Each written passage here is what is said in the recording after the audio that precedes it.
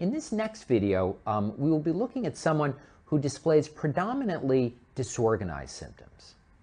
What this means is their speech is highly disorganized, their thought processes are often unclear, they will often jump from one idea to another, and what I want you to do is to just pay very close attention to the degree to which this client is able to sort of have a linear thought process, go from one thought to the next thought. I also want you to pay very close attention to their affect. Is their affect appropriate? Is their mood appropriate to the situation? And how easy is it for the interviewer to establish rapport with this client? Hi, my name is Dr. Kurtz. Nice to meet you. What's your name?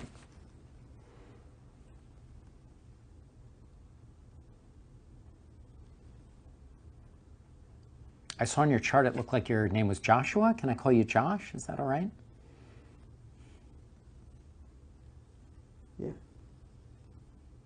I'm the psychologist here at the Community Mental Health Center, and I'm here to basically ask you some questions. Do you mind if I ask you some questions? Not at all, big man. I've got this hole in my head that keeps getting bigger, like a wishing well. The doctors can look right into it. Sometimes the sun shines from it. The sun shines from my head. And why did your doctor refer you to me? What was the reason for that? In 1994, I had a nice place of my own. I had a new kitchen, a new bathroom. It kept everything very clean. People from the neighborhood, they started to get bad. They started to look into my windows and call me things. They started to call me a freak, a traitor. They started to steal things. They stole my new winter coat. And where did you live in 1994? Where were you?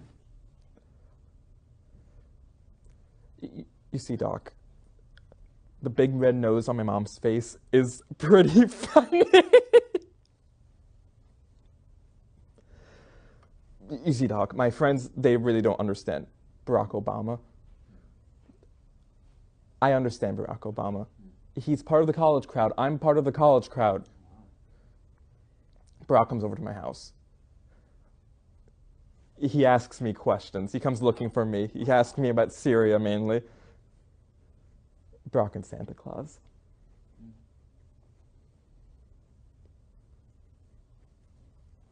Josh, a lot of times when people get referred to see me, it's because they may be suffering from some psychological issues. Like, for example, they might hear things that other people don't hear. They might see things that other people don't see. Do you ever have those types of experiences? Can you get me out of my house? It's just dirty. People that they don't like me. Sometimes people are sent to see me because they might have some unusual beliefs that are sort of interfering with their life. Like they might think that someone is out to get them, that they're being followed, for example, by the CIA. Have you ever had those types of symptoms? Barack really trusts my judgment. Wow. I used to date Kim Kardashian. She was a real pain in the ass. A real bitch. She would just ask me to buy her things. I didn't want any of that. Can you get me out of my house? Sometimes people come to see me because maybe they're feeling really down or depressed or sad. Do you have those types of experiences? I don't like my house because it's dirty. People in the neighborhood just don't like me. They spy on me and they steal things. Sounds like you've got a really tough living situation. Sorry to hear about it. We'll talk to the social worker about it.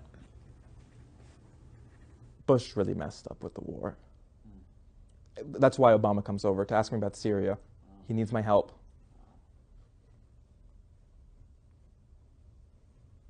And can you tell me a little bit more about your reasons for being here, how you arrived here?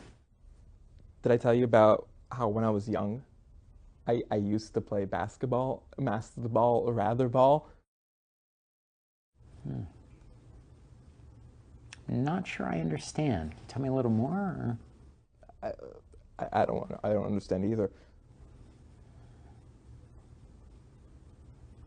And can you tell me about your family? I have 2 sisters and a mother. And friends? Do you spend time with friends? Do you have friends? Sometimes. Sometimes I hang out with them. And would you say you have a mental disorder? No. When I was young, they used to say I had a big head full of bright ideas. I went to the best schools.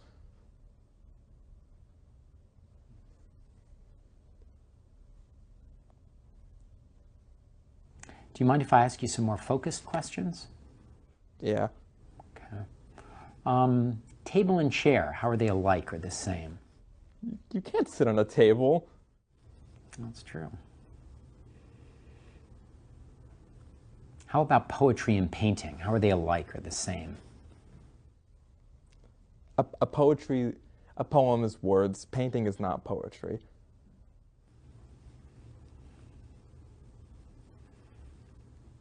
Too many cooks spoil the broth. What is the deeper meaning of that phrase?